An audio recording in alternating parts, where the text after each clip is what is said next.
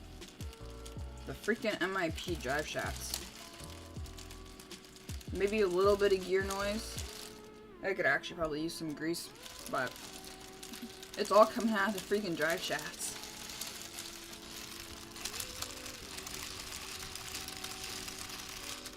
I don't like that, but I mean, it is what it is. Alright, good night. Have a good one.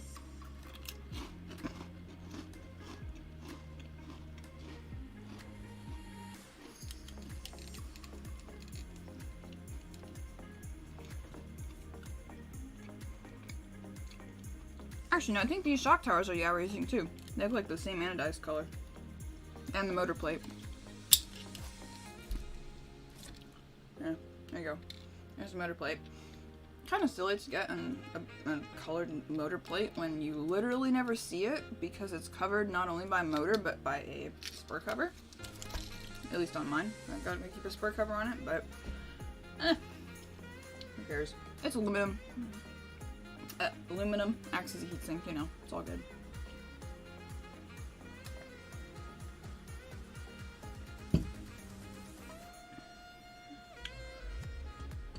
Okay, let's, I guess, get this guy soldered up. Is that easily removable? Nope, of course not. Of course not. That's gonna be a pain in the patookus. Yeah. Okay. Let's move some stuff around a little bit. This we're gonna put here. Yeah, sure. Or, you know, yeah, fine. That'll live there for right now. This can go up here. These can go up here. This can go up here. That came from my light. Chili bowl can go up there. Crackers can also go up there. Water is fine. This thing goes up here. Just trying to get myself a little organized here.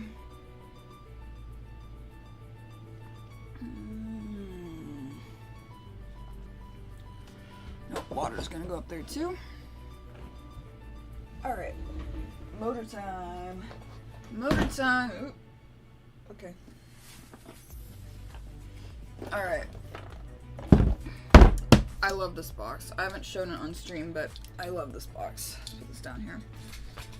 This is my motor case that I made a video on a little while ago now. Last summer, I think. Last, maybe, July, August. And it's got space for motors. It's got my motor lathe in it here. I've got everything from like motor connectors up here. I've got motor wire. I've got space for armatures over here. This is not an actual armature. That's one that I tore out of a stock motor because I need to practice turning the comm. So yeah, I've got pinions here. I got some more pinions over here. Got my oils. There you go. My not comm drops. Bearing oil and comm cutting fluid.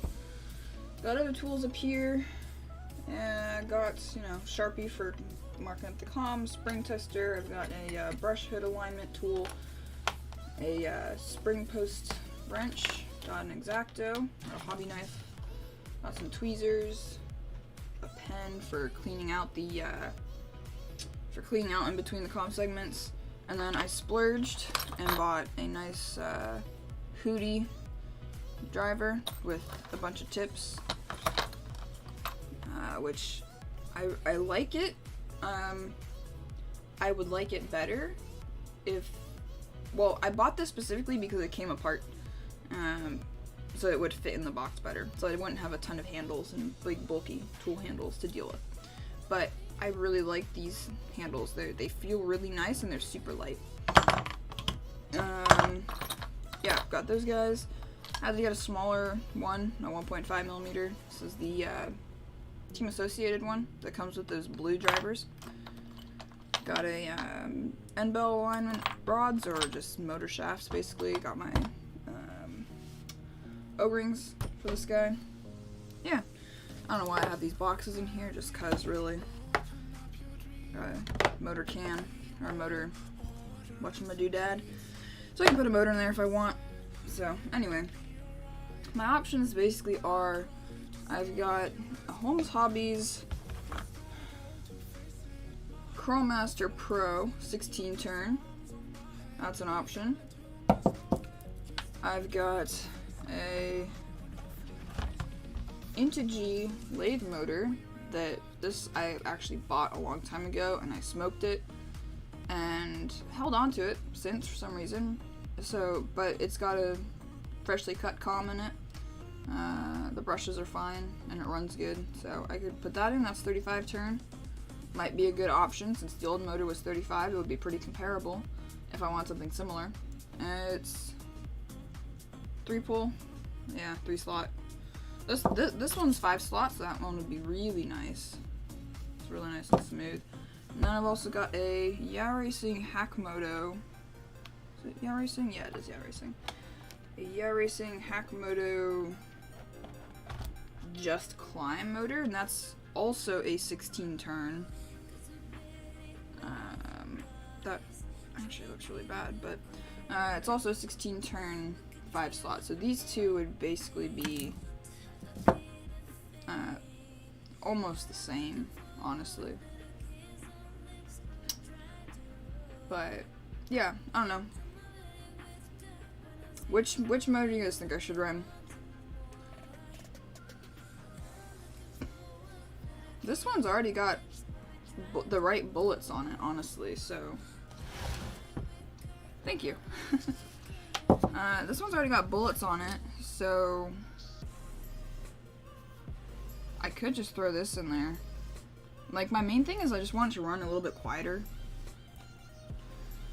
Because before it was just, you know, making all sorts of terrible noises. You know how when a sealed can motor gets old, and it just kind of starts grinding, and it's not really that it's like that the bearings aren't oiled or anything, it just kind of just starts sounding bad. Okay, maybe it's partially the bearings, but like, it just doesn't sound good. It's just, you know, yeah, I just want to try and avoid that, so might do this. I was originally thinking putting this 5 slot in there.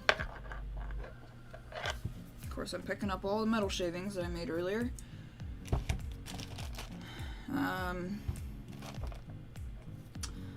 Could put this one in. This one would be alright. It's a Holmes, so it'd be pretty solid.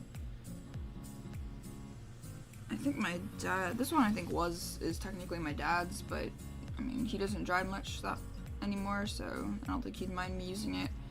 Calm doesn't look too bad.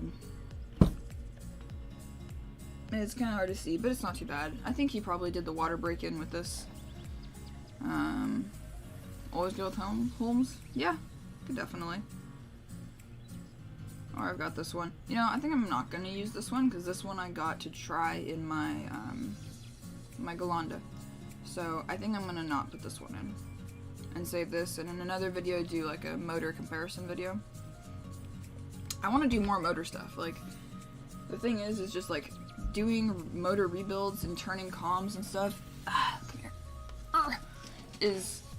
It's so hard to do because it takes so much time, you know, to do, and the stuff is so small that it's just difficult to, like, you know, it's just difficult to,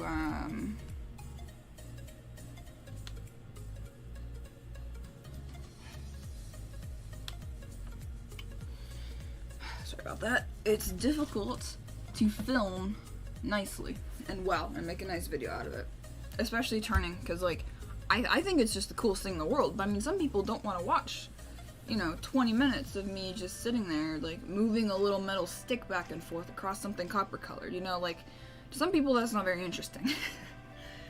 To me, on the other hand, you know, I could watch that all day. So yeah, alright, at this point we're looking between the Holmes and the old Integy. Old Integy lathe motor.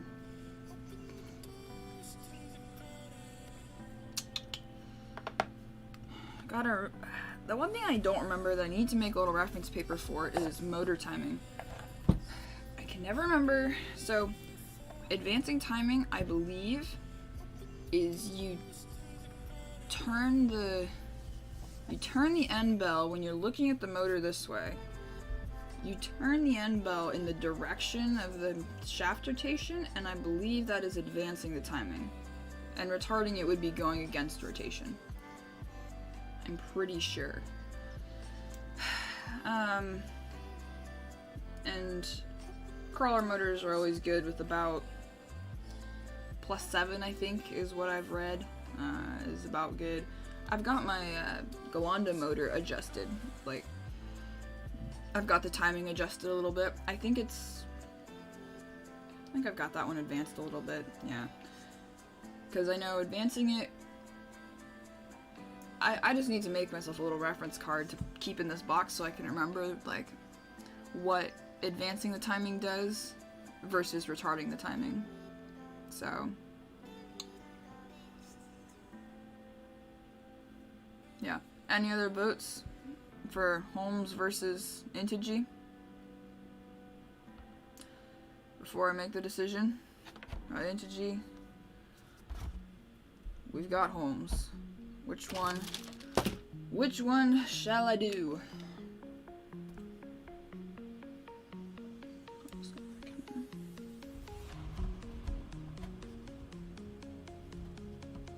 Holmes. Alrighty then, Holmes it is. I mean, one of these days, I'm also gonna throw this guy in there just to do a comparison, because I'm curious, you know? I just want to know, like, just to compare. Now the question is, let's see, 5 slots are also slower than 3 slots, aren't they? Yeah, well, they have to be, because the more slots you have in the motor, you've got more windings, and so for every time the coil reverses polarity, so if the commutator has 3 slots on it and your armature has 3 coils on, or 3 windings, 3 slots on the armature, you know, it'll go 1,000 RPM, just say. If you, for the same, assuming nothing changes and all you change is the amount of slots on your armature, it should go slower, in theory, I think, because it will, well, heck, I can just look in here. Does the 5 slot have 1, 2, 3, well, hang on. So, 1, 2, 3, 4, 5. Nope, well, okay. That theory has been debunked. The commutator also has 5 slots on it, just like the armature does, so. Well, more you know, I guess. Well, I don't know. I guess we didn't find anything out.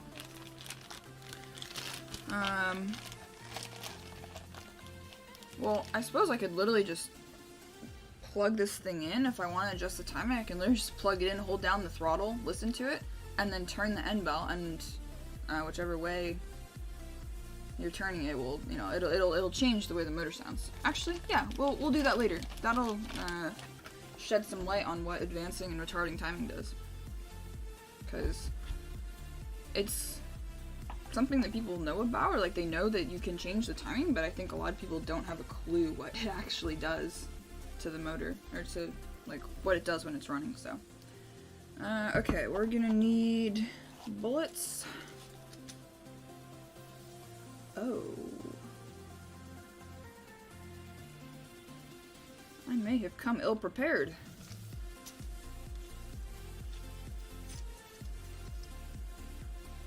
It seems, oh, this isn't good. No, this isn't good at all. It seems I am short a set of bullets. That's not good. I thought I could have sworn that I'd gotten a handful of extra just because. I know. Okay, so I know there's none else in here. No extras in there. Are these the right kind?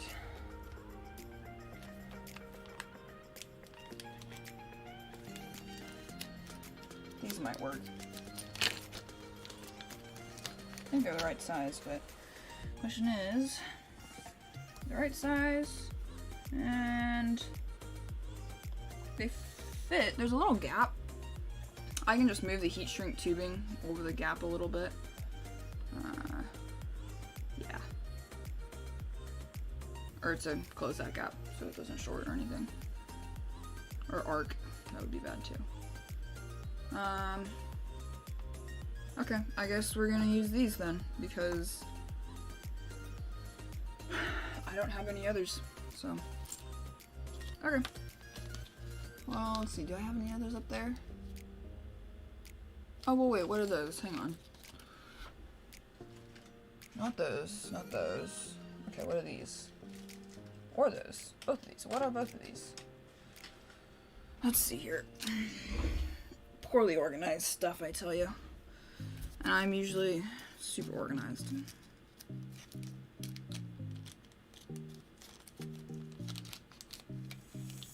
About this. This work? Okay. Never mind. We're using these. These fit perfect. And they go all the way in too, so that's great too. Yeah, they've even got like a little cutout on them, so it'll help me solder them. Yeah, I know we were talking about that earlier, actually, that Medic is back in business, which is pretty cool. I'm actually going to keep these connectors. Let's see, these 4mm. Okay, we're keeping these connectors in the box, because that's where they belong. And we're not using these for anything else.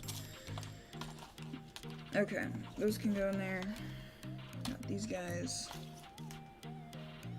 Yeah. Okie dokie. Good to go. So I want 2 of these. And really ought to be heating up my soldering iron while I do this, but you know what? You know what? That's fine. It doesn't matter. Okay, got 2 males, 2 females. How much you want to bet I'm gonna solder the females onto the motor? How much you want to bet? $5, $20, $1 million? No, let's not bet $1 million. I don't have that much money. I don't have that much money. I wish I did. Don't we all? But money should be no object, right? Is that? Wait, it should be no object. Money is no object.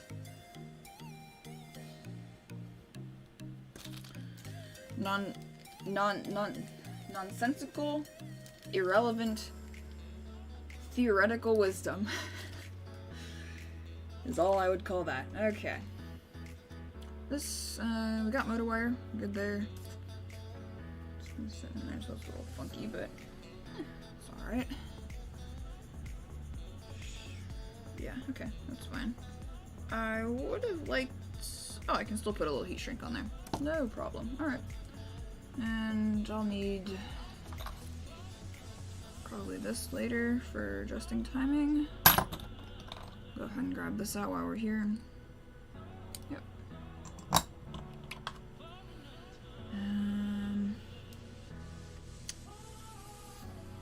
I'm tempted to pull the end belt off of this. Make sure the brush hoods are aligned. But I think I'll pass. Because, I mean, too smart for that. Aw, thank you. I mean, I love, like, motor maintenance, so this is probably gonna come out after, like, 3 or 4 runs and get turned, so I'll just realign it then, I guess. I'm hoping, too, that this is, like, actually a good quality comm that doesn't need... that isn't gonna take, like, a million passes to like smooth down, you know? Okay. That's ready to go.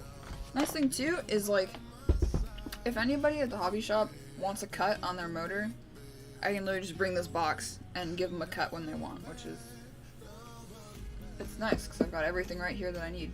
Except motor cleaner. That's the only thing I don't have in here because it's too big, but yeah. The only size though, like I can turn rebuildable 540s. I cannot turn rebuildable 550s. Where did this screw come from? No. Yeah, I can't do 550s. It's not big enough for that, which is a real bummer. Real bummer. Because I know a lot of people run rebuildable 550s. Okay, soldering. Let's go.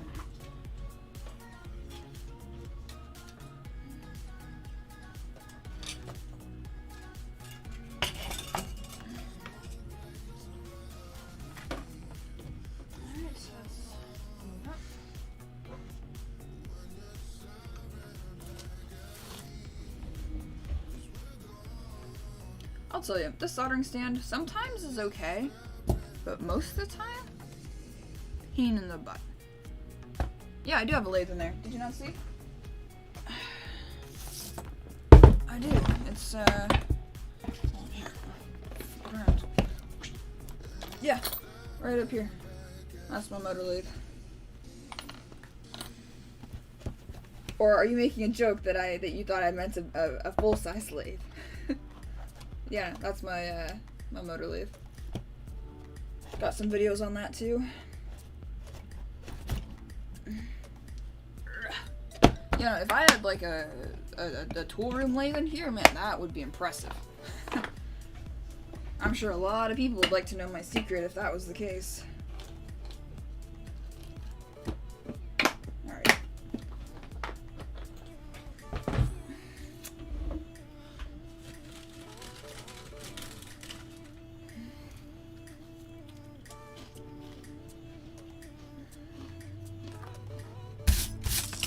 No! Oh my god.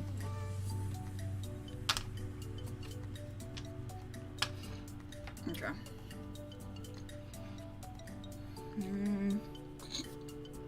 Alright, first things first, I got this stupid cap off.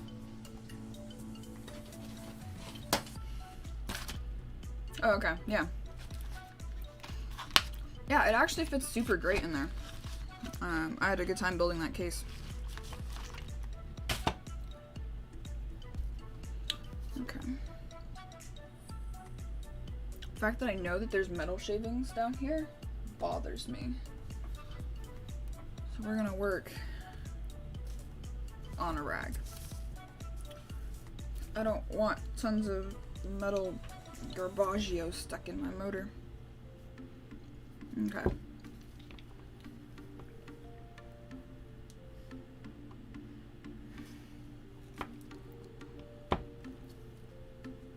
It's funny. We went. Oh, someone just subscribed. Who is that? Fredia? Something like that? Sorry, but thank you for the subscription.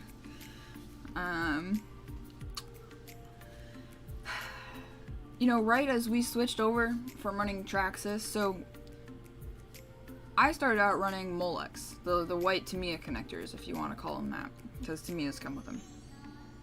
I started out running those. Then we switched to all of our batteries being Traxxas connectors. And we ran those for a long time. And then we were like, oh, you know, seems like everybody's running Deans. And so by the time we switched to Deans, like, it was like the last 6 months that Deans was popular.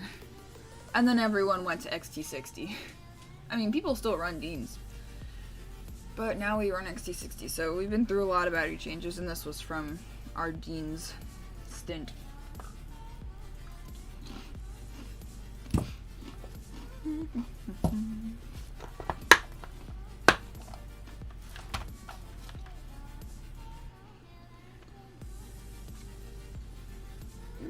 Let's see here. This big? Does that fit over that? No.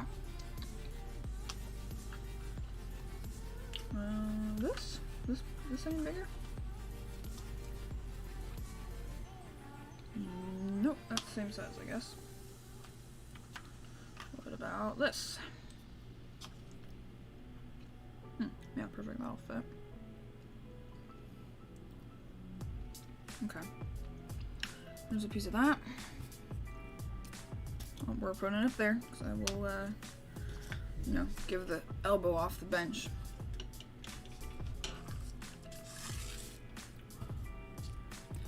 You know, my only pet peeve about using my laptop camera for live streaming is one, it's mildly blurry. It's not too bad. It's decent quality though. If you're watching on a phone, you don't really notice. But the other thing, well, is that it doesn't have very large field of view. You know, so like you can't see past like here, and there's still this much space up here before the edge of my laptop, so it's a little bit annoying in that regard. But since with my what am I trying to say? With my newfound source of income from my new job, maybe I'll finally get myself a little capture card from Elgato. Get one of the nice ones. So that would be nice. And then, because I think my, well, then at that point I could just put my my DSLR camera like on a nice, like on a tripod, like here-ish, like above where the camera is now. Cause like right now the camera is right here, so then I'd move it up a bit so then you could see more, which would be nice. But you know, that's perfect.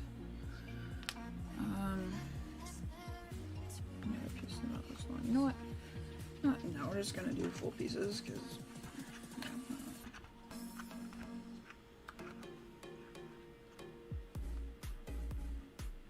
Yep, pretty much. New job. So I've been interning at a auto repair shop for better part of 2.5 years, and I don't have any sort of like official training or anything, just on the job experience or like on the intern experience.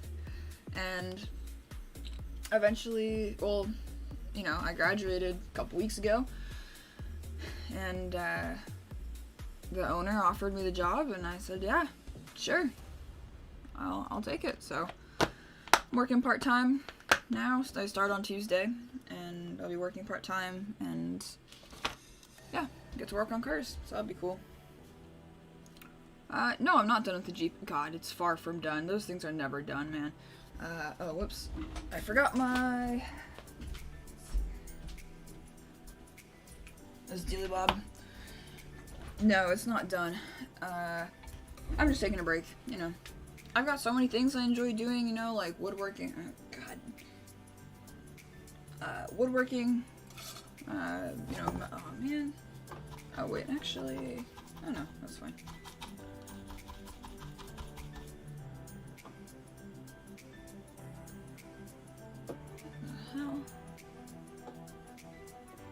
We need a new soldering iron. This tip is like all munged up.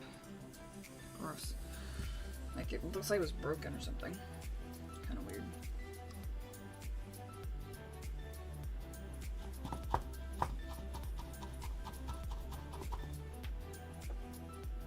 Yeah, it looks like the tip broke off. Huh, that's kind of a bummer. Alright.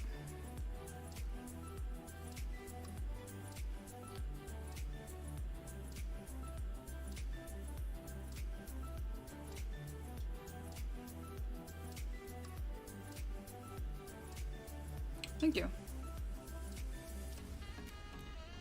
You know, funny thing, when I first went into that shop and asked if I could intern, the guys at the desk you know, I was some, you know, like, little 15-year-old girl. They looked at me like, what are you thinking? That you want to work on cars? Like, they thought I was crazy. And yeah, maybe at the time I was a little crazy. That's fair. Oh, I need stuff for that. Okay. Yeah, they kind of thought I was crazy. And I understand why now. Oh, you know what? Oh, is that still playing?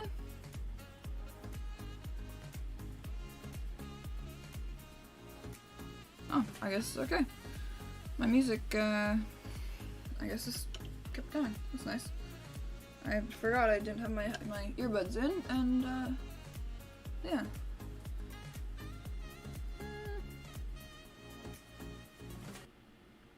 Let's switch it up. Go for some of that. Okay. Yeah, they thought I was crazy when I went in there, and here I am, 2.5 years later, and, they hired me, so kind of a funny story.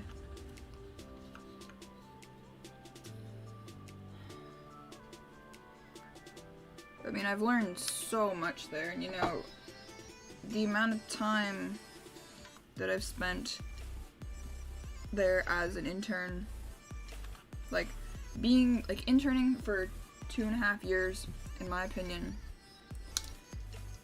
gets you more experience, or has gotten me more experience than the equivalent number of hours just, working. Like, if I had started working and worked for the 250 hours of interning that I've done, of like every day, like back-to-back days, that's only like a month's worth of work, by the way, which is kind of crazy. But I've gotten way more experience interning that way than I would have, like, just working. I think, because like I would go in maybe twice a week most of the time, and by doing that you get to see like so many different vehicles come and go over that amount of time.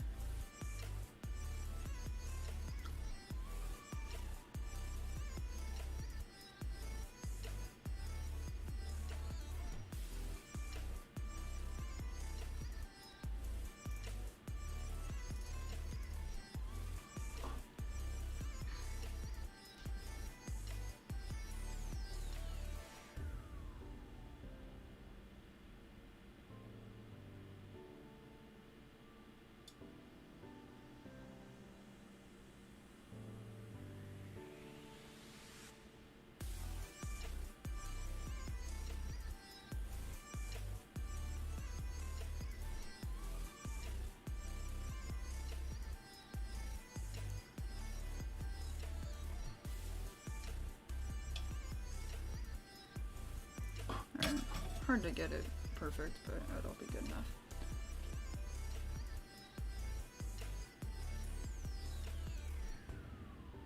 Yeah, that's definitely true. I mean, it's, you know, computers and, yeah, like you said, computers and sensors, that's really all it is. I don't personally enjoy that part very much, so, I mean, I'm not doing much of that work anyways. I mean, like, I can replace a sensor or whatever, but, like, I can kind of use a scan tool a little bit. I don't really know super well, like, what I'm looking for when I use it sometimes. But, you know, that'll just come with time.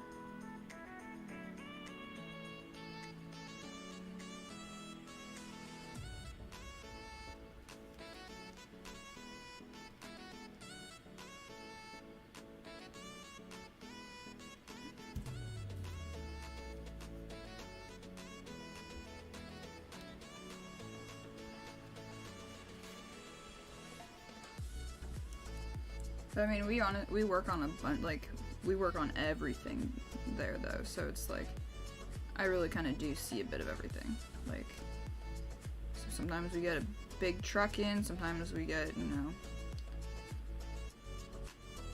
like sports cars, like super fast sports cars. Well, I don't know what you want to call a super fast sports car, but I'm talking like, you know, we'll occasionally get like a Camaro in there, or a You know, one of those kind of like consumer fast cars. But, you know, yeah.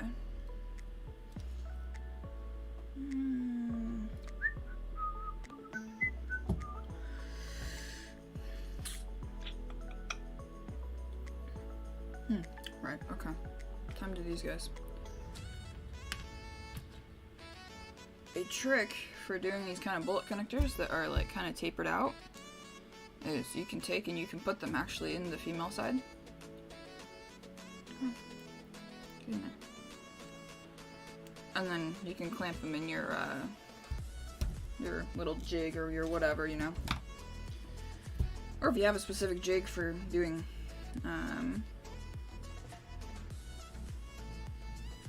bullet connectors, you can use that too, I suppose.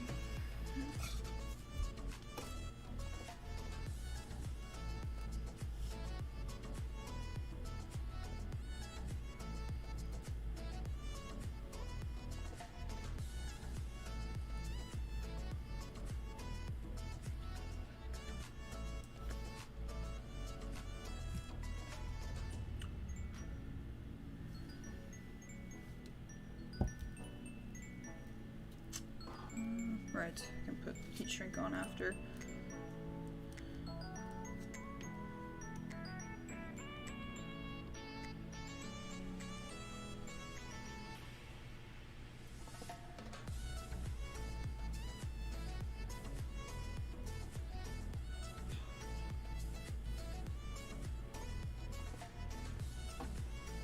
That didn't really go in quite like I wanted, but it's okay. Squish it.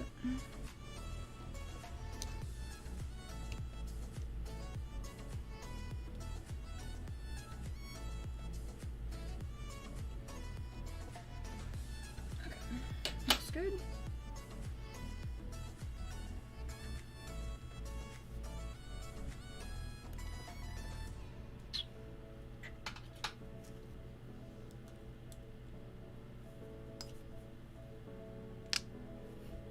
Toasty.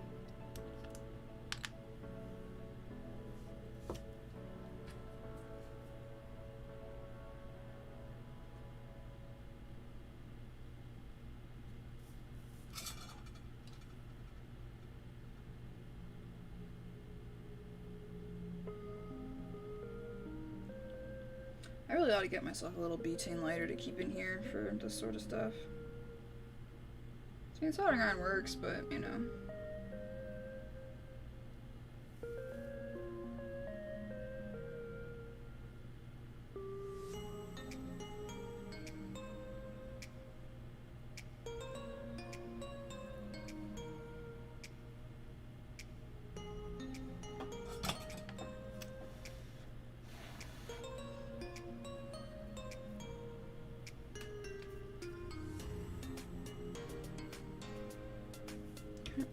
Good.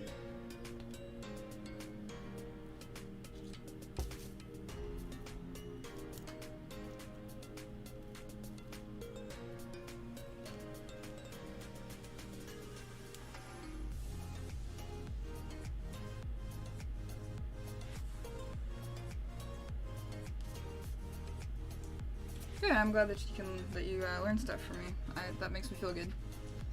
Have a good time at your raffle. Oh, and I hope you win too. Really hope you win.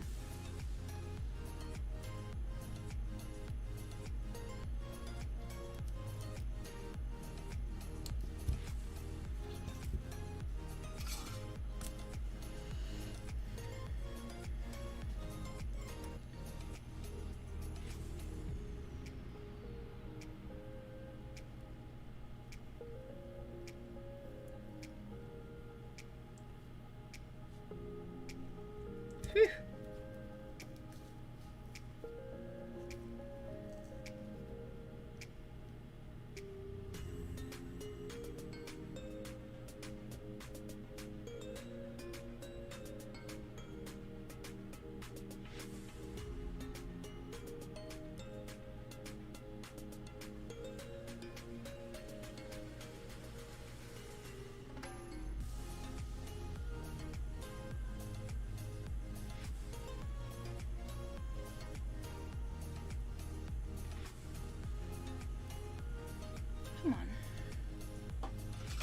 What's going on here?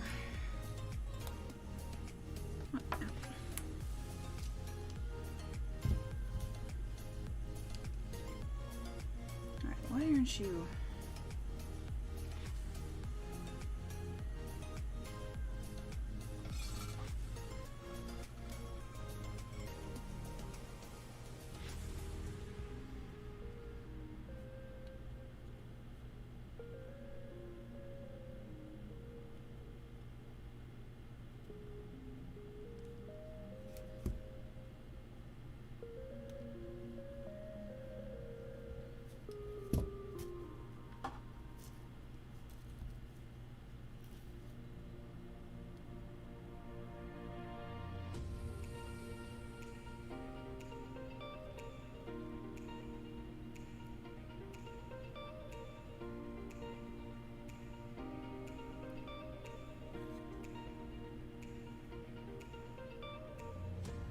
There we go. Finally.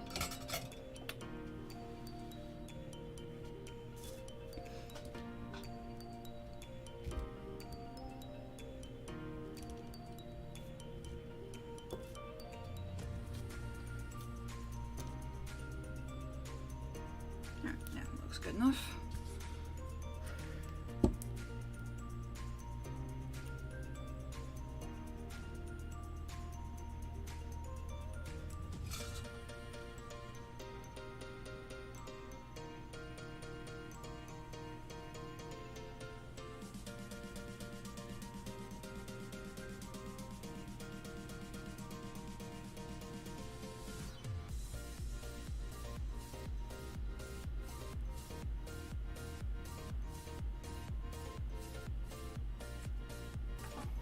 Alright, motor's all soldered up.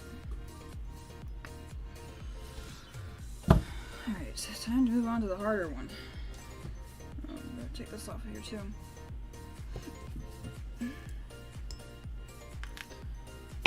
Time to try and get the other end of the bullets soldered onto the ESC. I can take the ESC out. It's just got too many strings attached, or wires, if you want to. If you will. That's what's after. Okay, let's see what we got here. Alright, I'm gonna need wire strippers.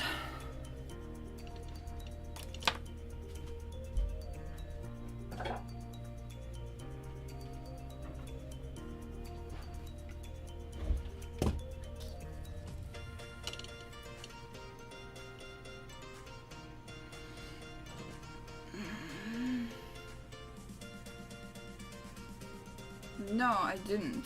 It's by a brand called RC Pro Plus, and they're like aluminum, and they've got little spring-loaded, like slide back dealies. They're all right. Honestly, it's funny that you say that you like, or that it's funny that you make it sound like the alligator clips are hard to use, because I feel like in some cases alligator clips would be way easier, but.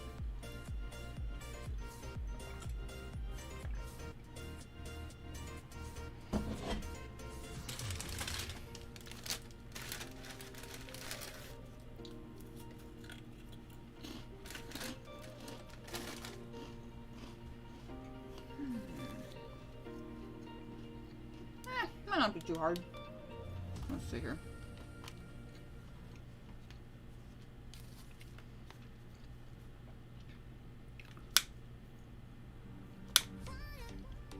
Garbaggio. I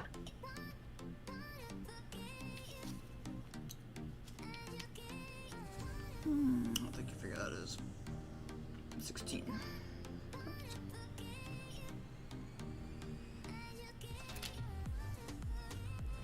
I don't usually solder over here. I usually solder over at my workstation.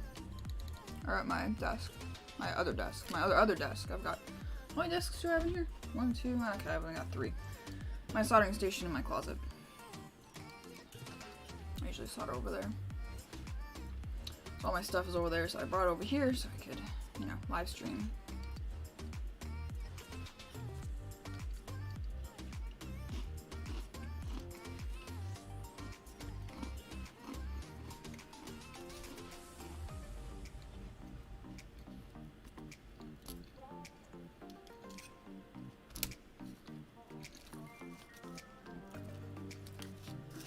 this is where this thing really sucks to use when you're trying to solder in a rig. I mean, I guess for any sort of helping hands, I think it would be pretty tricky. Alright.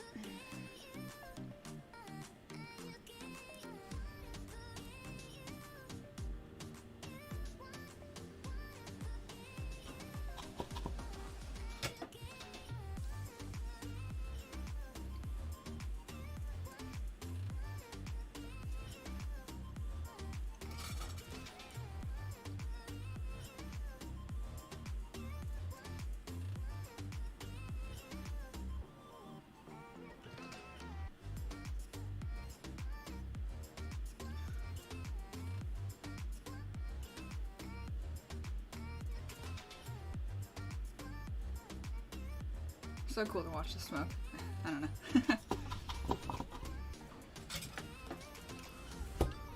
Okay, let's grab these guys. Goop them up with solder.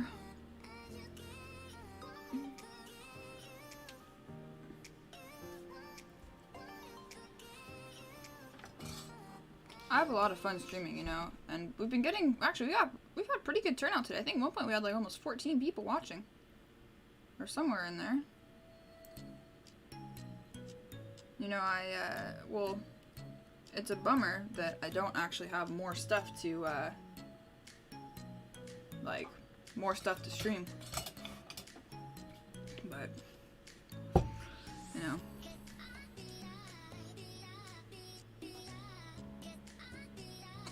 The new one's Honk. Pardon my, my limited knowledge of slang. Honk meaning good.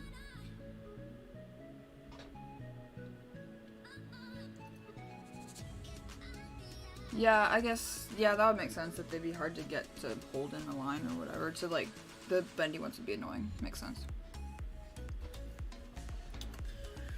Okay.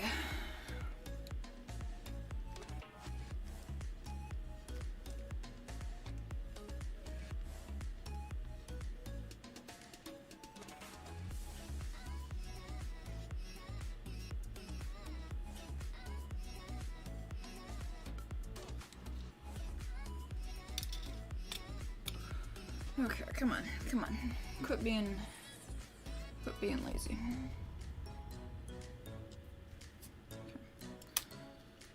Or not lazy, like.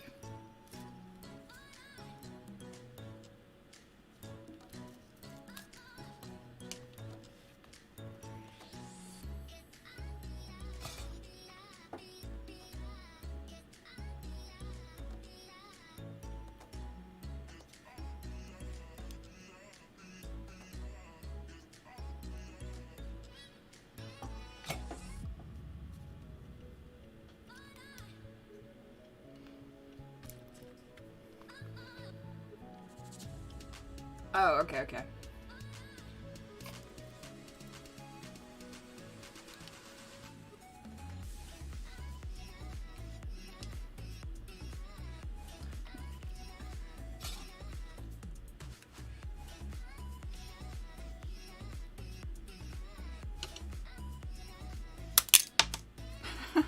Yeah, I was just thinking that, you know, I bet you there's probably someone with some Harbor Freight, this or that, that's probably still going after, you know, I don't know, 40 years or something, that, you know, if you bought the one today, it wouldn't last 20 minutes.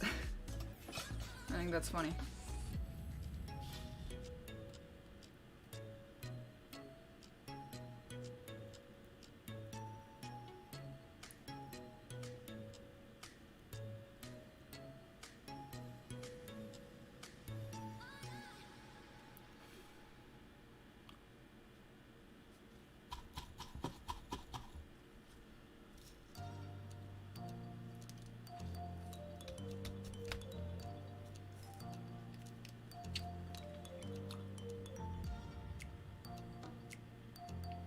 The thing that I would find, I think, nice about the alligator clip ones is that they would actually grab onto stuff. Like the alligator clips themselves, not the rest of the jig, just the alligator clips. Because the thing that I have a problem with these clips is that they're aluminum. So they literally, like, freaking, like, anything you put in there, these things you try to put a battery connector in there, they slide all over the place. Like, it's just so annoying. Like, it actually sucks. So I feel like the alligator clips might be, for holding wire, might be, well, I don't know. I guess these do pretty good for wire to wire, but I often will solder wire to, like, a resistor or an LED. Oh my god, that's so annoying. Like, cause they literally just spin. Yeah, they do need teeth, or like little rubber pads or something. Like, you know, I could literally just glue on some like little rubber pads if I wanted. That would actually be perfect. Like, I actually made myself a wooden jig for holding XT60 connectors. Like, I took and I like chiseled out of a piece of wood a little jig. You know what? I'll show you guys.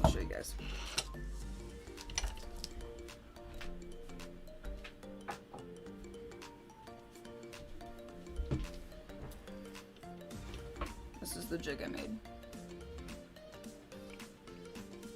And I even marked plus and minus because, you know, yours truly is going to forget which one's plus and minus, and you're gonna have to take it all apart again and redo it. And of course, the one that you have to redo is the one that, like, was the one that you spent 20 minutes trying to get. So I made this little guy, and it works good, actually. Works really good. Yeah. So like what I did was I drilled out, like I drew it, like I traced it, and then I drilled holes to get most of the material out, and I just chiseled out the rest. And then put these are just like eye hooks for wood, like eye screws, but I just like ground the points off so they're flat, and then you can just clamp a XT60 in there. Works really good. So like you take this and you put it in here, and it only goes in one way. So you always get the connector, so you always get the connection right, and then here, tighten that down and it doesn't come out. Okay. So maybe it comes out a little bit. Oh, there we go. It wasn't in all the way. Yeah, you just put it in all the way. You can't tighten it down super hard because otherwise it'll crack it, but like it's not going to go anywhere. You can just solder them right there. Works really good. And actually I mimicked this after a product that has, like an actual product. It's got two bars that clamp together, that like hinge at one end, and then they clamp together with like a thumb screw on the other, like a wing nut. And I wanted to get that, and I was like, you know what? I could literally just like carve that out of a piece of wood. Like, I don't need XT60, XT90, EC3, EC5, Deans, and 3 bullet sizes. So I just copied that.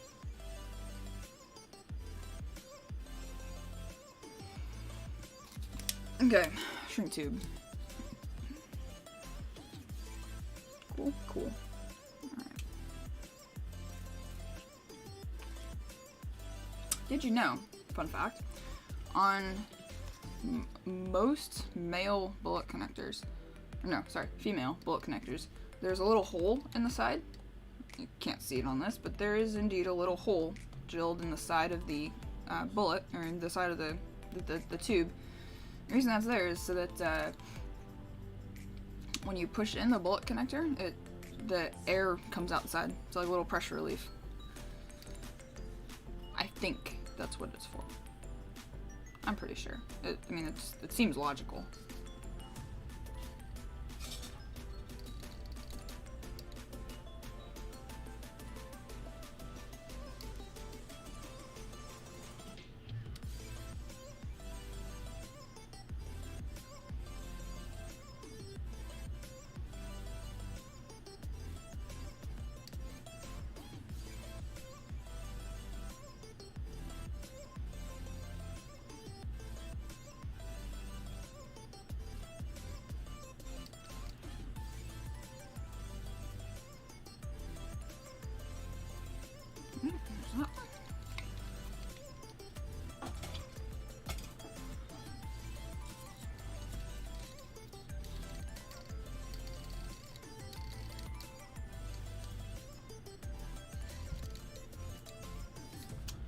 How does the heat shrink know how to shrink on its diameter and not its length?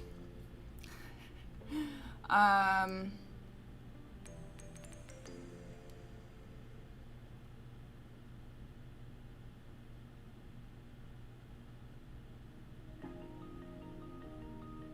not a dad. I don't know the answers to the universe, man. I mean, if I had to give it a real good guess,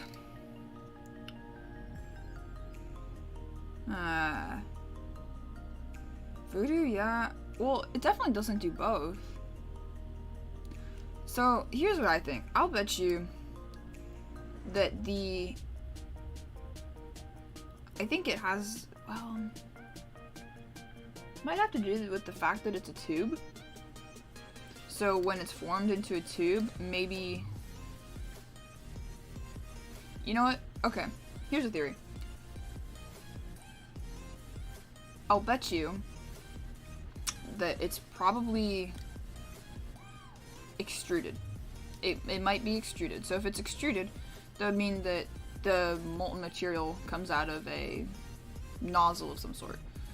And so when it comes through the nozzle, I would guess that it would probably align the molecular structures to be in line with each other. So if they were strands of atoms, they would line them up.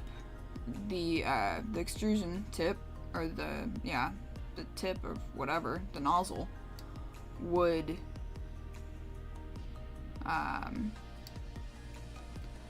line up the strands of molecules as it was coming out. So I'm thinking of it this way. So you know the carbon fiber filament that I made the first chassis plates out of?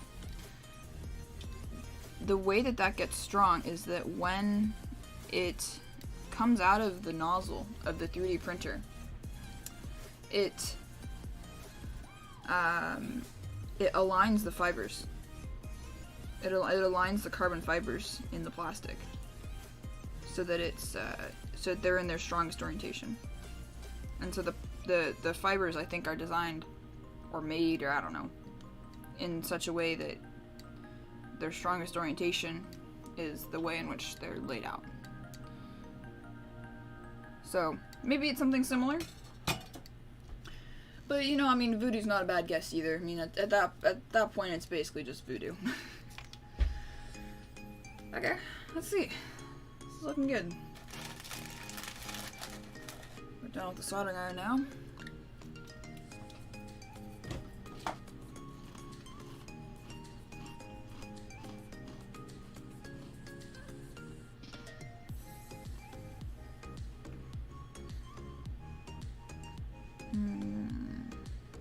Alright.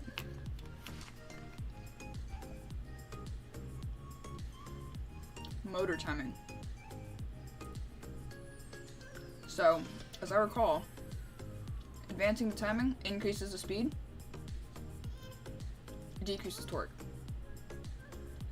When you retard the timing, it increases torque, decreases the speed. Increasing the timing, or advancing the timing, I believe will increase brush life by a slight amount. Retarding the timing, I think, does the opposite. It will make your, like, either way, if you advance or retard your motor too much, it will have an adverse effect on brush life. Just generally speaking. But around 7 degrees, of what I've read, around 7 degrees is about a good happy medium.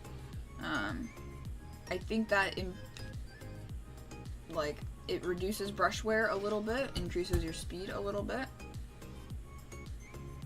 But the main reason for, wanting to advance it by that 7 degrees that's recommended, I think even on the Holmes website, I think they say that they recommend advancing the timing by 7 degrees, And that's just to extend brush life, not necessarily for the little increase in speed that you get, but, or maybe it's decrease in speed that leads to the longer brush life because it's not spinning as much, I don't know. But it's for brush life, it's not necessarily for speed or anything, for that recommendation. But like, racers will adjust their motor timing for, you know, to try and have the advantage in modified racing. Back in the day, of course, nobody runs brushed anymore. Like, there aren't any serious, like, brushed races anymore.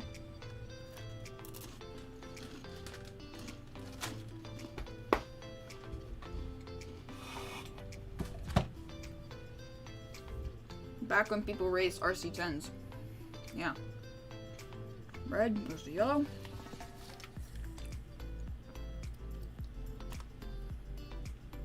It's black. Alright. Very nice.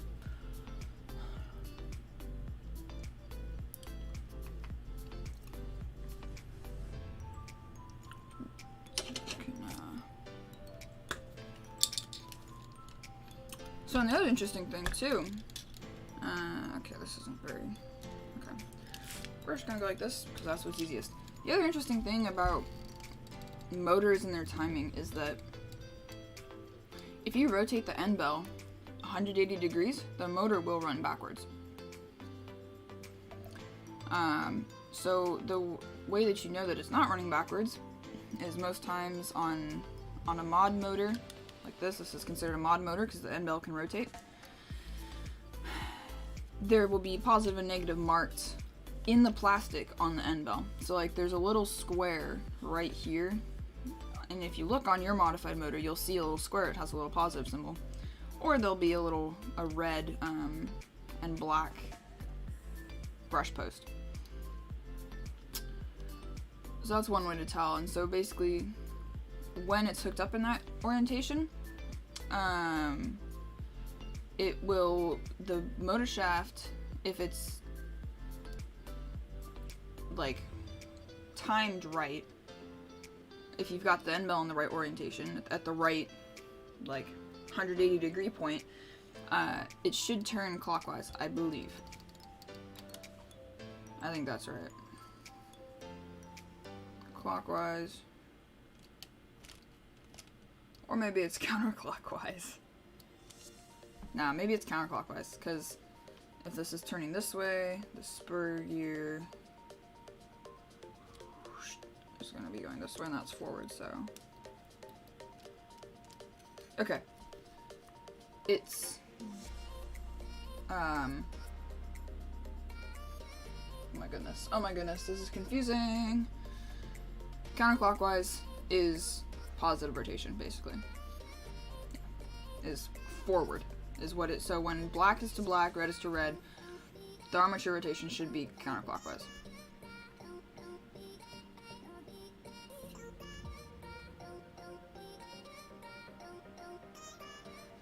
And if it's not, with this, then that means my end bell is rotated 180. Yeah, actually, it's the exact same effect as switching leads. So, yeah. Yeah, I could go on to say, if you really think about it, it's like this, but I don't have my head wrapped around it, so, you know. Can't explain it that way. Alright. Enough stalling here. Let's grab a battery. Let's go for 2S, it'll be fine. I grabbed a 2S on Friday when I went to the hobby shop, and I was so disappointed when I got there. I was like, come on. So I had to run one of the little baby 3S's that I got from, or that I run in my comp crawler, which is fine. There's nothing wrong with that. I was just like annoyed because these large batteries do help with the performance of this thing. It adds a little bit of weight up front. It does raise center of gravity, obviously, but I mean that's kind of, I don't know. It's what it is. I just deal with it. Okay, come on, get in there. Like, honestly, having the additional forward weight is more advantageous, or like, is more helpful than the positives outweigh the negatives. Is what I'm trying to say. That's it. Okay, radio.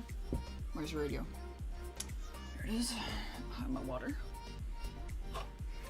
So I guess what I'll do is I can just set my like throttle trim, and then I can just adjust it.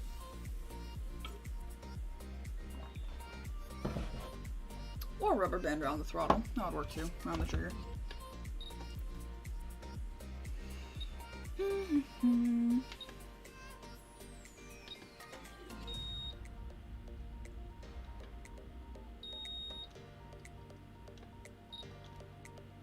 Okay.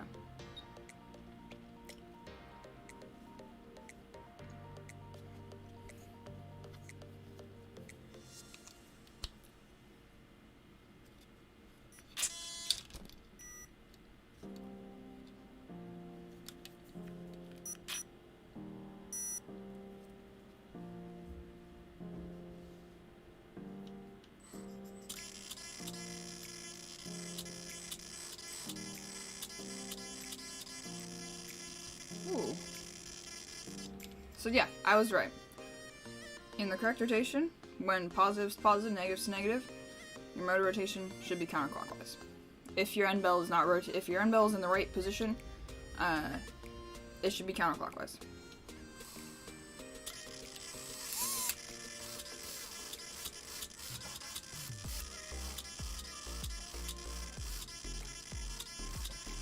Okay, this is interesting. So when I bump off the throttle, my servo jitters a little bit. That's kind of interesting.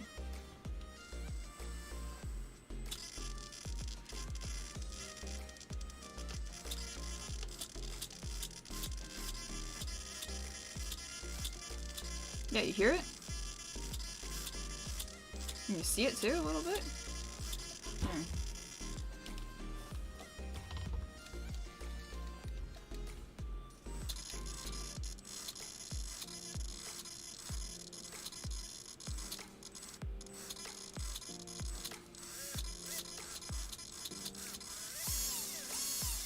So quiet, oh my god. Alright, not sure what's causing that. Maybe a little bit of interference or something. Oh, it might actually be a brake function on my controller. Alright, let's go and find our trim.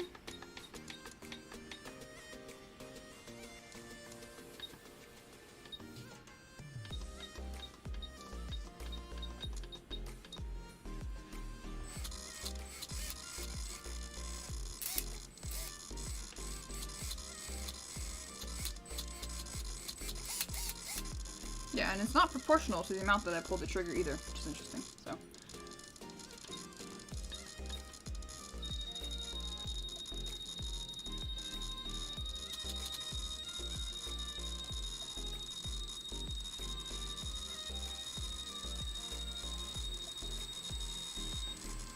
Alright, so I got the motor running now, just constantly. So now, if we take, of course, where's my screwdriver? Here it is.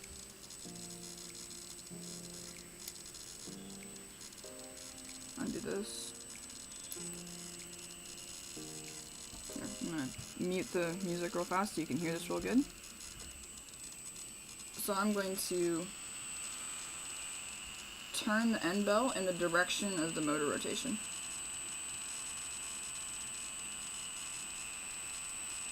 Well, I think I'm going to.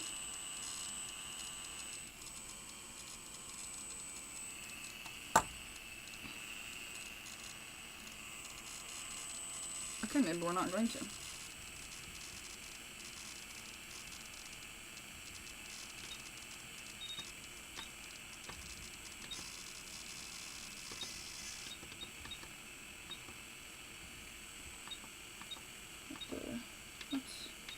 What's going on here? What changed? You can change out here. Oh.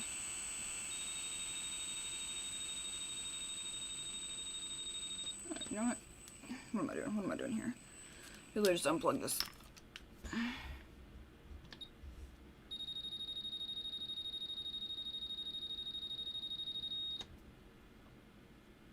Come on. Ah, there we go.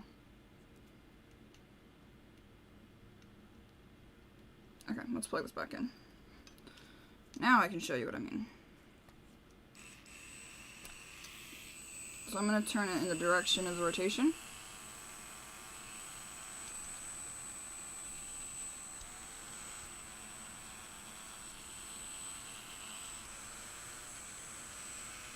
It's kind of hard to hear, but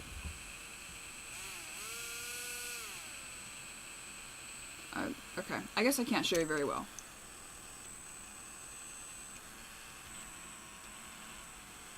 Yeah, it's okay. I guess it's hard to hear. My bad. Anyway.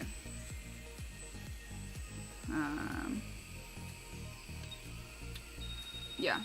I'm gonna,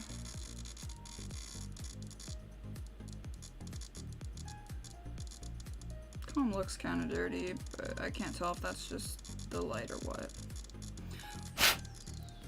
Alright, yeah, I'm gonna advance it by, I don't know, about 7 or so. 6 or 7.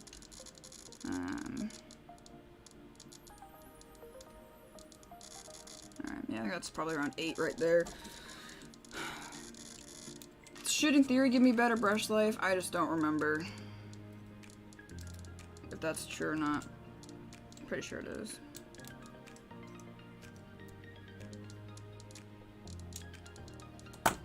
Alright.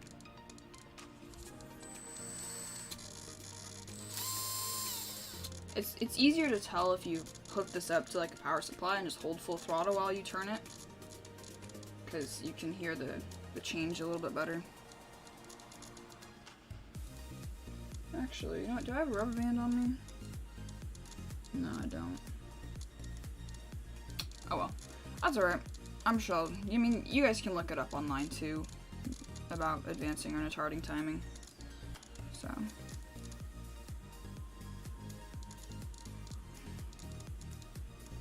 Motor leads up or down? Which should we go with? Okay, well, we can unplug this now, so. Yeah, I'm not sure what that deal is with the servo. That's kind of funky, though. Kind of bizarre. Okay, we can turn this off.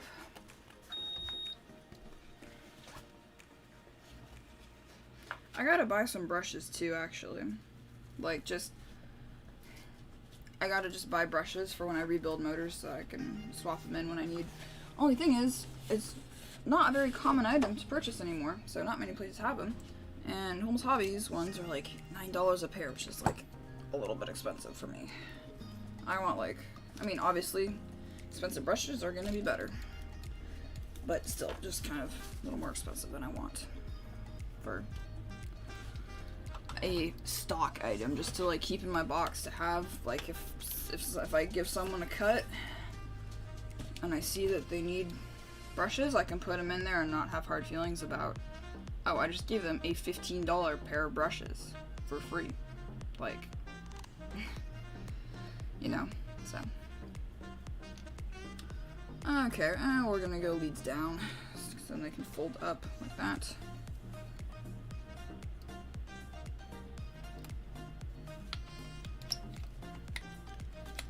And where are the holes?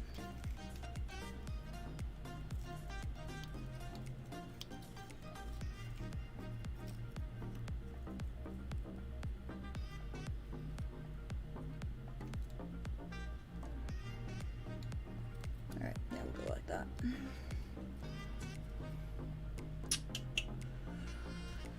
Screwdriver, there we go.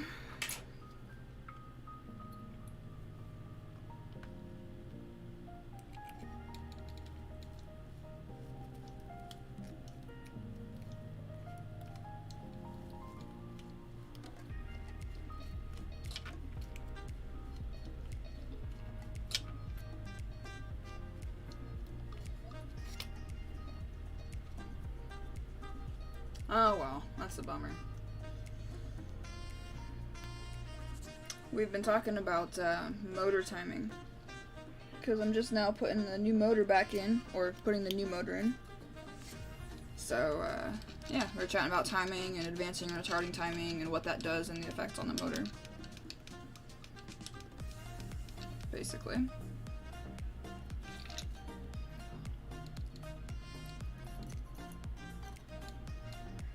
Okay, that's should be doable.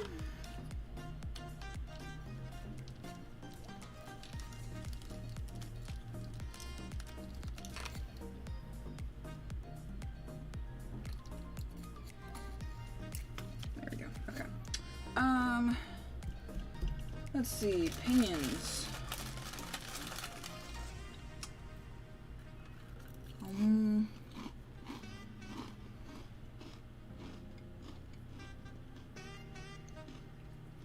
Got 10. I've got some 11s in there. I've got some 13s and a 16. This is a higher turn, so I don't think I want to go too big. I also have an 8-tooth pinion. Have you guys ever seen that? I don't think I can put that on here. I don't think my spur is big enough. So I advanced the timing. So rotating when you're looking at the motor shaft sticking out. So like if you guys are looking at the motor shaft, it will be turning counterclockwise. You rotate the end bell counterclockwise to advance the timing. And I think what that does is that will increase your brush life a little bit.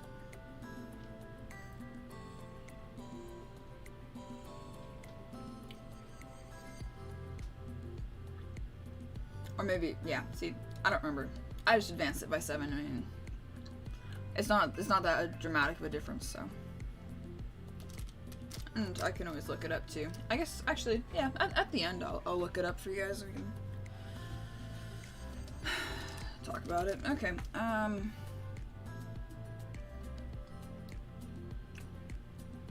yeah, sure thing. I guess we're gonna put this back on. The 10, yeah. Because I don't have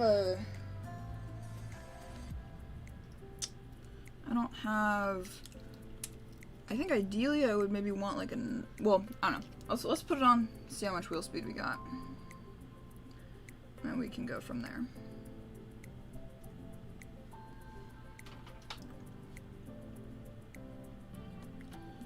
There's a book, an old book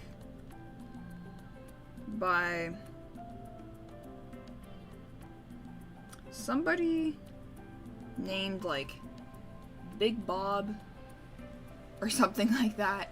Like, you know, clearly a nickname, like some racing nickname from back in the day, like from a long time ago, that has a huge repository of information about our Blake brushed motors in general and RC motors specifically, but tons and tons of info about timing and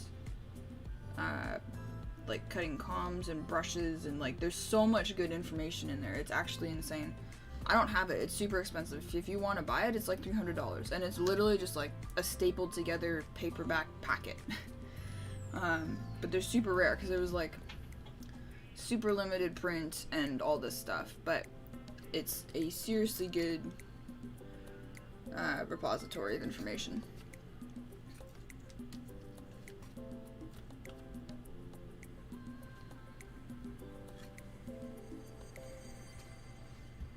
Alright, let's do the old paper trick. Try and find a piece of paper.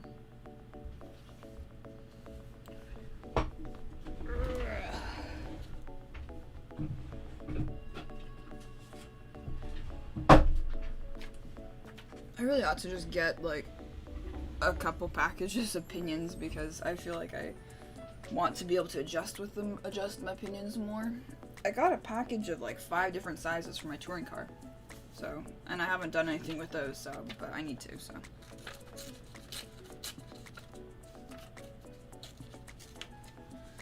Keep that in there for future motor adjustments.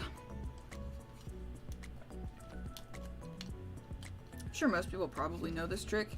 Take a piece of printer paper, you stick it between your spur and pinion gear, and then you push the pinion gear into the spur gear, and that's how you set your proper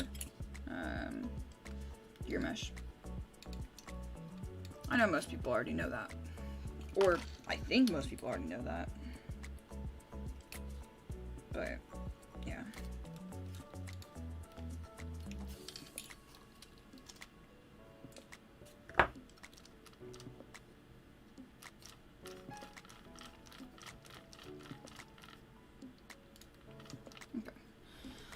Move that battery out again, I guess.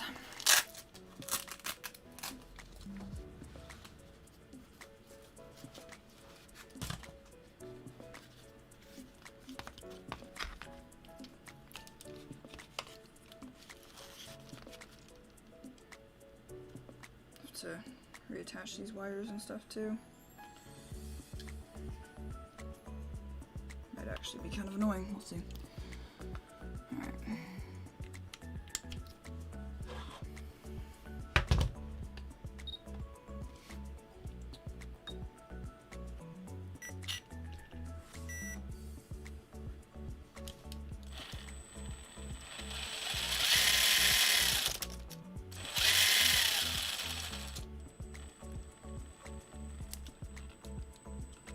Ooh. That is torquey.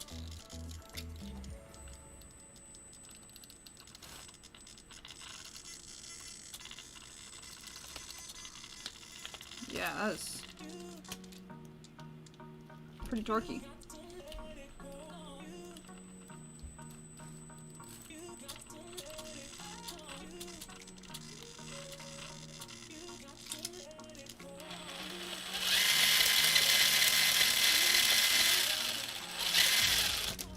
Okay, well this is on a 2S.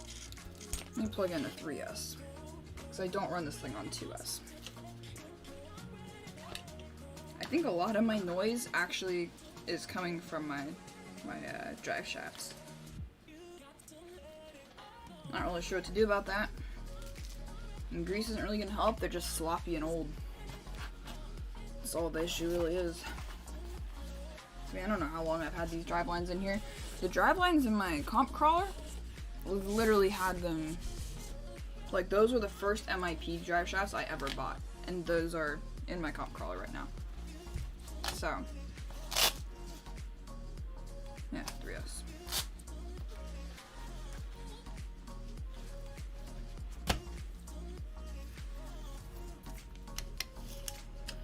I mean, these are still pretty old too. I mean, I built this thing, I don't remember when.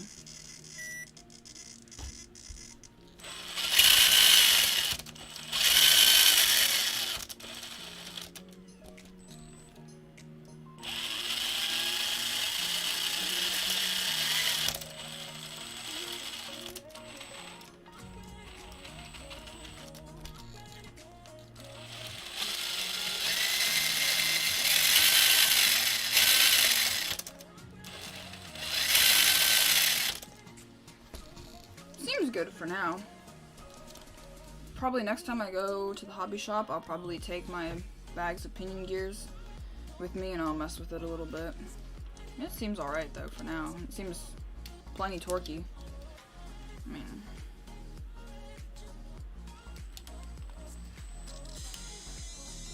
super good low end control.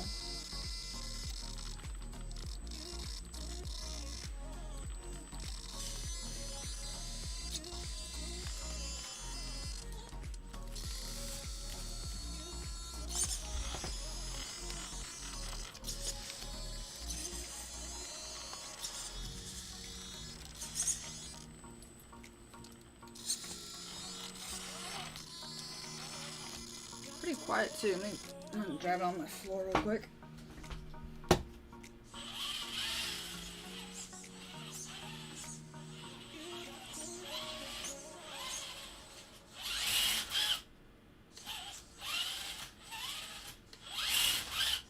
Yeah, wheel speed seems good enough to me, and it's quieter, which is exactly what I was after, so I think that's a success. Alright. Looks nice too. Bright red motor. Than that crummy old green one. And this thing is gonna get well loved. It's gonna get maintenance every few runs. It's gonna get its calm turn, new brushes when it needs. Bearings oil is it's gonna be well loved. So back when I got my motor lathe, you know, I was obsessed with motors because, you know, they seem like a real collectible kind of thing. And so I made a spreadsheet of motors that I want to get. And there's a few Holmes motors in that list. You know, I kind of wanted to pick out some, obviously I want every motor, but I can't have every motor. So, you know, I kind of picked out a few that were kind of different, and each kind of had things different about them. I made a spreadsheet, so I'll probably get a couple of, like, 1 or 2 of those. Like, I think I've got 2 other yaw racing ones on there, but I should probably try out the yaw racing one I have first to see if I like it. It's not the same line. The other 2 that I have, the one that I have right now is a Just Climb, and the other ones are, I forget what those are. But like, I've got a Reedy Radon on there. I've got, I don't remember. I've got like 2 other Holmes. I think I've got a Crawl Master and a Torque Master on there. Brushed, of course. Yeah, and then I want to get, so in my touring car I run a Trinity Speed Gems Pro Arcanite, and I like the Speed Gems motors because they look cool. So with that in mind, I am going to try and collect all the Speed Gems motors. Not all of them, but like, well, maybe all of them. They just seem like a good time. Like, they just seem fun. Okay. This is now slight bit of an issue. I deal with these wires. Hi, Carlos. Let me see if I can translate that real quick.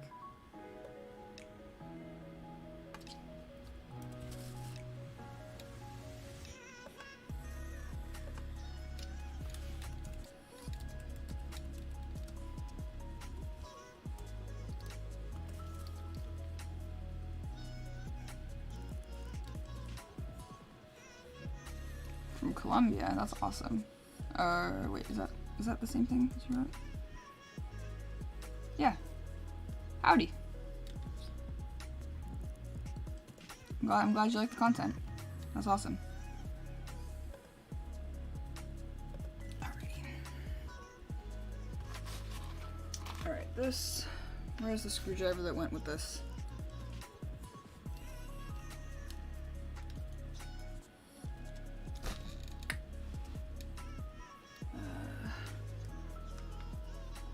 Hello? Am I? Oh, there it is. Ay, ay, ay. Okay, that's fine. These guys are fine. Goes away. This. I'll clean most of this garbage up later. Or tomorrow, whatever. Is today Sunday? Yeah, God, it's Sunday. Oof. We'll see what I end up doing tomorrow. Probably end up working on my next CNC project a bit. Get a highlights video edited. That'll be good.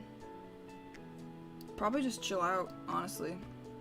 Play some video games. I think that would be a good day. Get my chores done in the morning. Okay. Let's get these wires taken care of somehow. And then we'll call it there.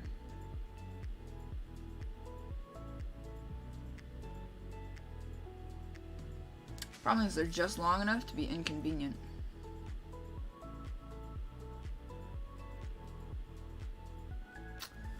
Yeah, it's annoying. It's annoying when they're just long enough to be inconvenient. I can squish them in there, but I'm worried that they'll end up popping through the bottom and getting chewed up by rocks.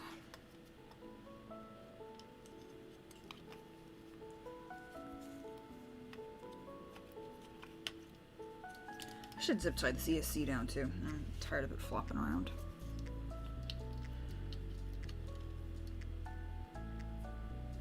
I mean, they could just sit like that. I mean, they could just flop around. don't really have a big issue with that. They're not gonna go anywhere I don't want them, I don't think. Should time off though. I mean, I'll at least time off here. Oh, actually. Oh no, that works. That works. Okay. Alright, those will run in the chassis rails. Like so. That sharp. That's not too sharp. Okay, cool. Got this. Zip tie. Ha! You guys will get a kick out of this. I ran out of zip ties the other day. So I went on Amazon, and so I bought some zip ties. And I will show you the bag of zip ties that I got. It's pretty cool.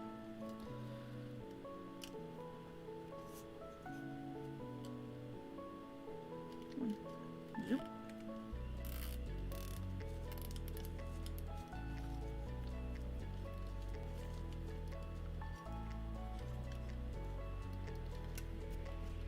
That's it, that's it, that's nice. Perfect.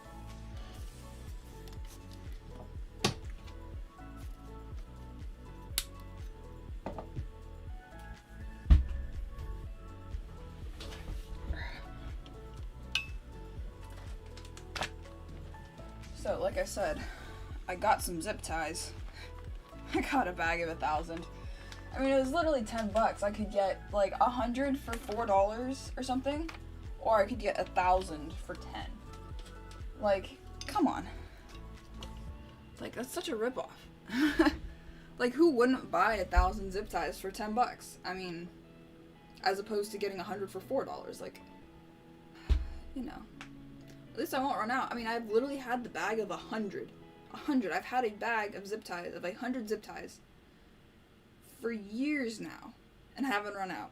Okay, maybe it's been like, it's probably still been like 2 or 3 years. Crazy. Alright, well, for wire management, this works. They're just gonna kind of stick up a bit like this. They're zip tied down in the chassis rail. Aw, thank you so much. Thanks so much for the donation. That's fantastic. I really appreciate it. That'll just kind of sit there for now.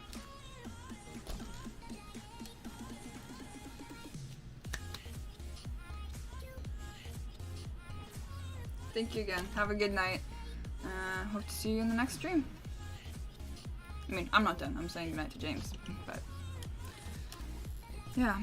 I mean, I am actually just about done here. My new motor's in. Everything is about where it wants to be. That's still looking alright.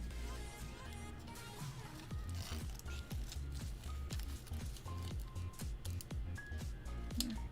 Okay. Let's see. What else do we want to do on this thing? Anything? Drive lines are seriously sloppy, but I mean, I don't really know what to do about that. Maybe grease them? I think you'll want to get some grease, maybe put a little bit of that on there, see if that helps it. I mean, it's still just gonna be slapping around like that, so. I guess also part of it might be the slipper cover, or the spur cover. That might be, making excess noise for me, like just creating echoing.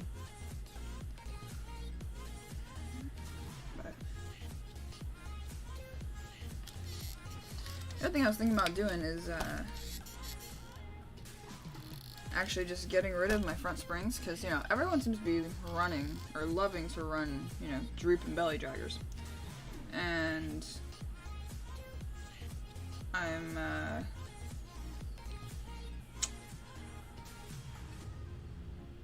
what am I saying?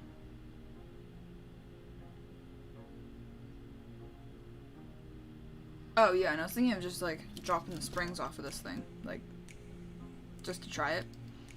I don't know, might give it a go one of these days.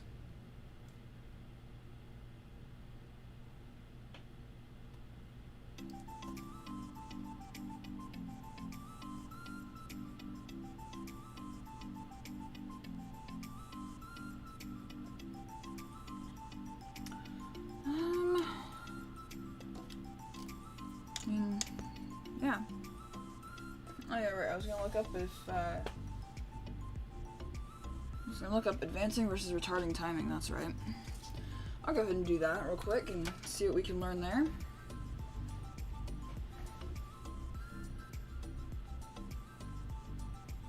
See if my notions were correct.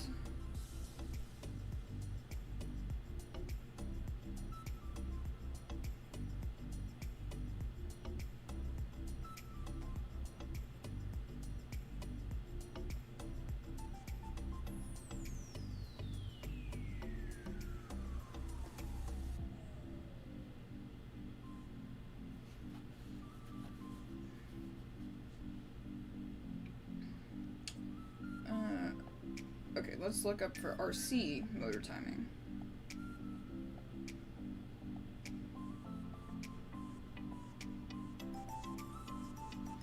Because, you know, come up with ignition timing.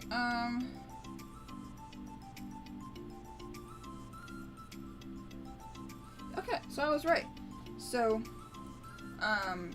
retarding the timing slows the motor, so it reduces the RPMs and creates more horsepower, they say, but torque basically is what it is. More torque. So, yeah, it says here, a motor with lower, less advanced timing will produce maximum horsepower at lower RPM, and a motor with higher, more advanced timing will produce a maximum power at high RPM. The more you advance your motor timing, the hotter it will get. So that is a disadvantage. And I think by advancing it, it also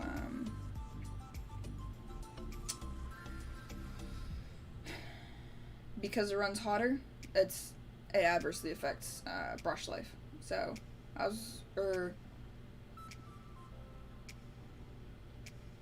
actually no, so technically retarding timing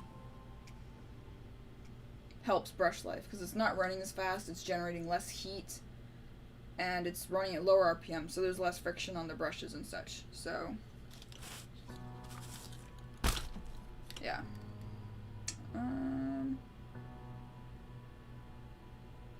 You know, Holmes Hobbies, actually, I did watch this video. Holmes Hobbies has a great video, if you guys are interested, that I would recommend watching. Right there. Yeah. That is a really good video. He really goes into depth about motor timing, how to adjust it, what it does, and he explains it in really easy to understand terms. So, I mean, I'll probably go back and watch that tonight to make myself a note card for to keep in that box. So,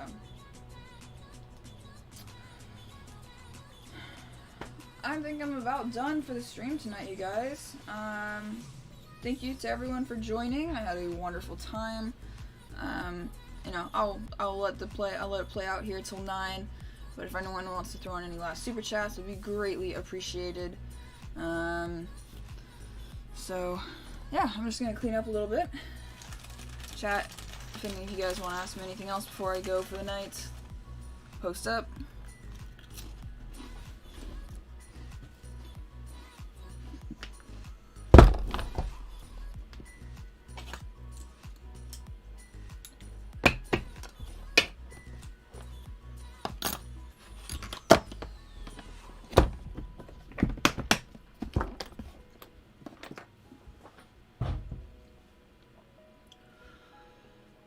Paper, go in there. Oops.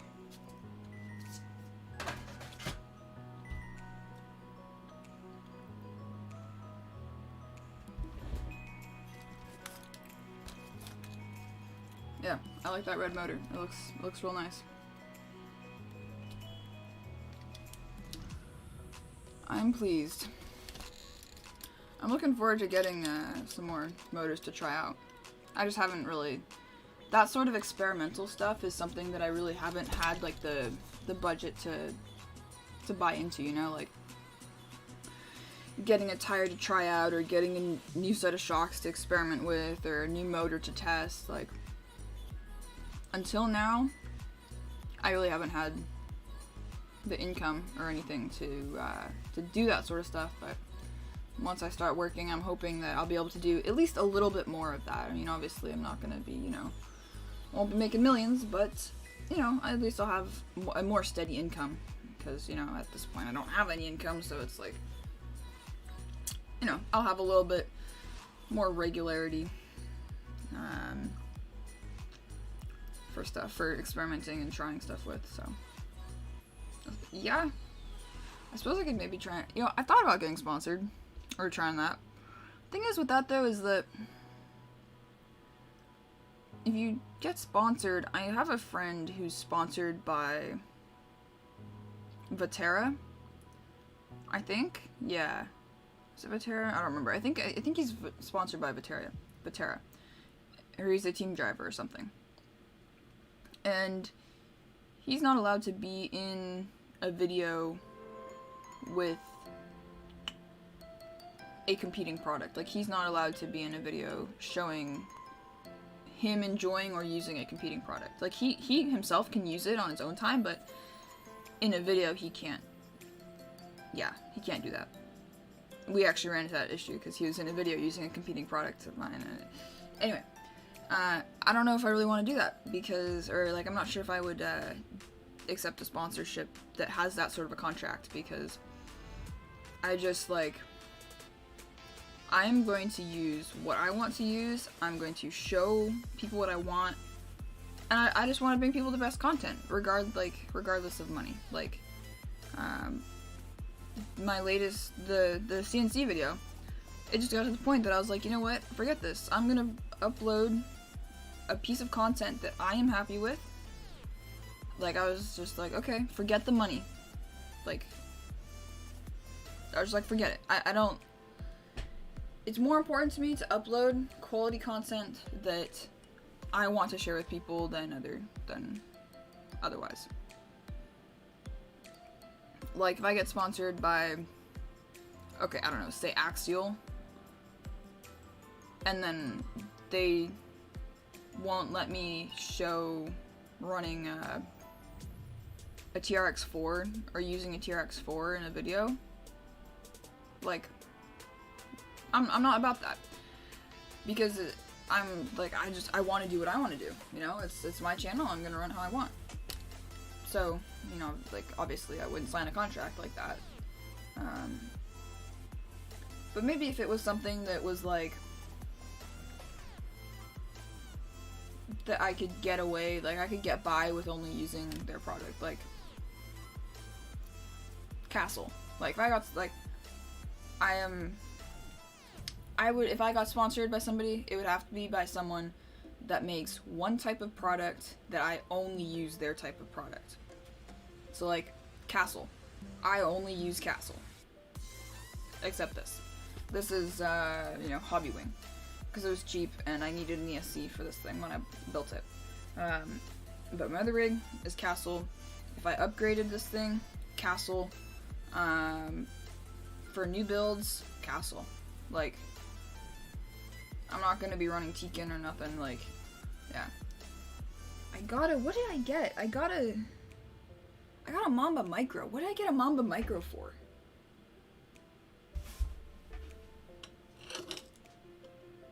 What did I get a Mamba Micro for? My Golanda? No. What did I get a Mamba Micro for? Oh, my touring car. That's it. You just caught me at the end of the stream, actually. I was working on rebuilding some axle CVDs and putting in a new motor. Put in a 16-turn Holmes Hobbies Crawlmaster. So yeah, but anyway, yeah, in terms of sponsoring, I mean, it would have to be something like that where it's kind of, it's a two-sided deal. Like, you either run Castle or you run Tekken, you know? It would have to be something like that, and I would choose Castle, so I wouldn't mind getting sponsored by someone like Castle or something, but like, if I got sponsored by Holmes Hobbies, that'd be great. They make great products, but I want to compare their products with other products too.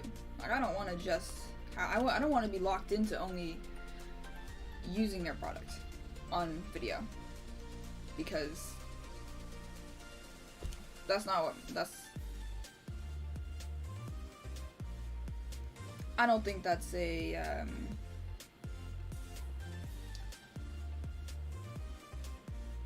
not sure how to put it, but, you know. I mean, if a company wanted to send me products to open and review and test out, I would be more than happy to. You know, Castle, Savox, I mean, they're obviously not going to send anything to me, but, you know, like, Castle, Savox, Proline, Holmes, like, if they want me to run stuff and, you know, be like, an early access person to test things or whatever, I mean, I would do that sort of a contract, but not anything that limits me to only one type of product on video, so.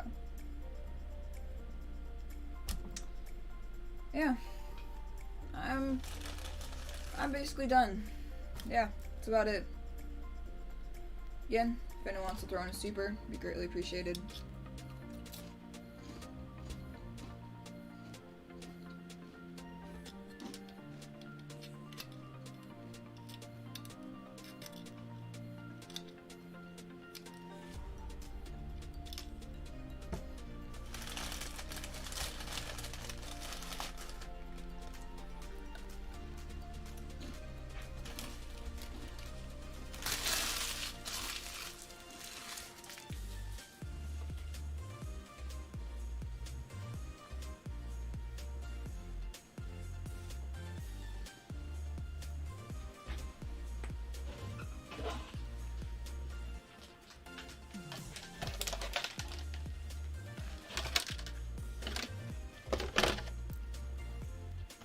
Also been thinking about doing a new body for this thing. I mean, this body's been super good.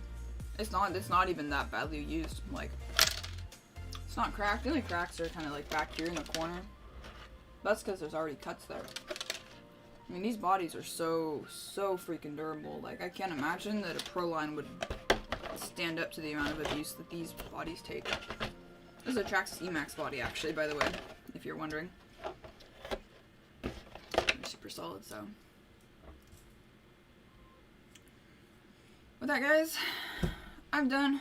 I'm done here. Hope you guys have enjoyed the stream. I had a good time tonight. We had a great turnout, honestly, like absolutely fantastic turnout. So thank you guys so much for all the support, and I hope you guys are looking forward to Tuesday's video. I'm looking forward to your guys' reaction because it's a new type of content that I haven't really done on my channel before, so it should be pretty darn cool. So that's that, y'all. Thanks for watching. Thanks for hanging out with me. And, yeah. Okay, alright. I guess that's it. And I will see you guys when I see you.